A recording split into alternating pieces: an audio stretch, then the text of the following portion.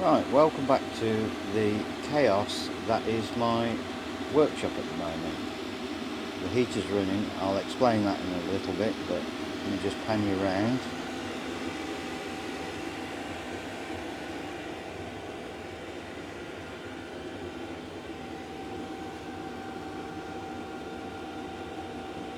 As you can see from the title of the video, my diesel heater decided to play up. And as you can now see and hear, it's working.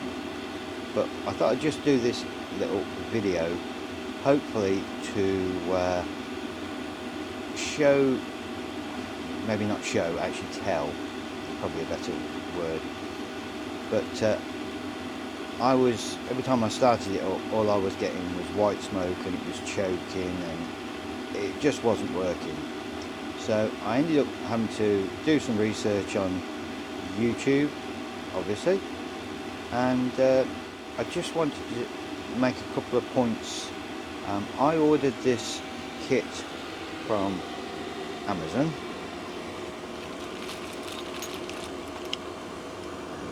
There we go. Now everything is included and it's quite a nice little kit, but one thing I did find is that you can see if I can get it. Right, so as part of the kit you get this little filter, and what I've found is that this one is 9mm diameter, whereas the other one was 8.5, because when I tried to put this one in, it didn't want to fit.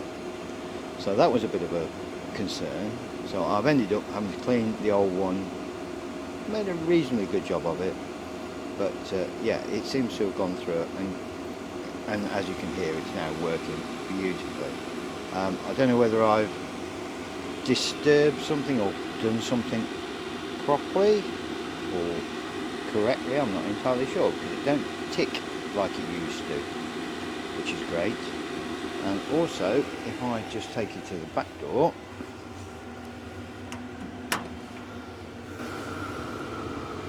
there is the pipe.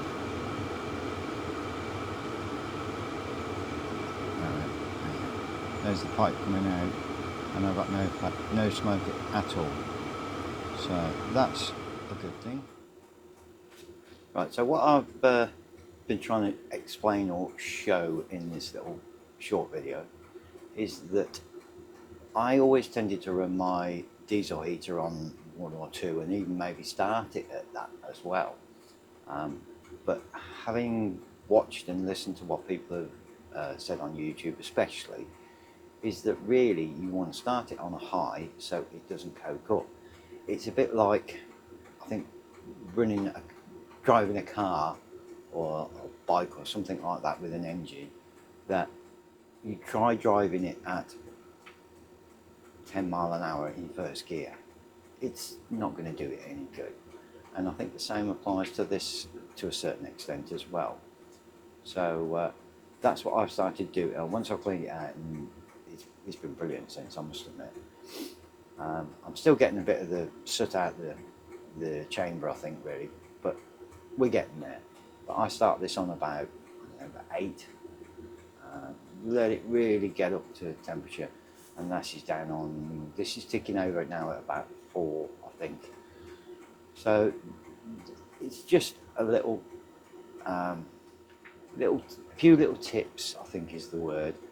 If you're struggling, maybe that could be what you're doing wrong or what's gone wrong, and probably also during the summer, maybe give your heater a service. Right, one other thing that I did actually purchase, which was, I would certainly say, a success, was a 3-meter exhaust hose for this. Originally I had the original exhaust, which was, I don't know, about 1 meter long, and then it was plumbed into copper pipe and out through the roof. I'll show you my route that this has to take. Hopefully you can see down there, up to there. Let me just move open that up, and then out to that there. Now, because it's all one continuous pipe, as long as it's got no splits in it, we should be okay. But I just thought that it was a quick little video that would make or be useful to somebody. If you get the white smoke, I mean, I didn't even change the spark plug. I didn't even look in the actual chamber. I've got to be honest, I was too much of a chicken. But just cleaning the filter, and just be careful, don't try shoving that oversized one in. It might not make a difference, but I wasn't willing to get it jammed in there anyway, so hopefully I can now get the rest of my workshop back to where I'd like it to be, and I will, all being well, see you on the next one. So thanks for watching, take care, see you soon.